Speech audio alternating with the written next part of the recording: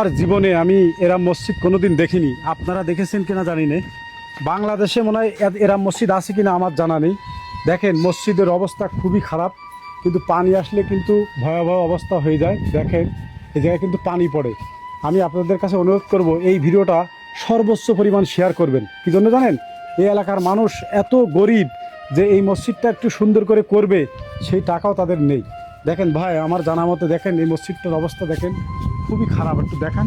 তাই আমি বলবো আপনারা ভিডিওটা প্রচুর পরিমাণ শেয়ার করবেন। কেন করবেন জানেন? আপনারা যদি ভাই, আমরা দুনিয়ায় কিন্তু থাকবো না, থাকবে আমাদের ভালো ভালো কাজ। আল্লাহর ঘর মসজিদে যদি 10 টাকাও দান করতে পারি, আর যদি দান নাও করতে পারেন, যদি শেয়ার করে দিতে পারি, কোনো হৃদয়বান ব্যক্তিদের কাছে পৌঁছ হয়ে যায়, এই মসজিদের কাজের ব্যবস্থা হয়ে যায়, আল্লাহ কিন্তু আপনাকে এর প্রতিদান একটা দিবে ভাই।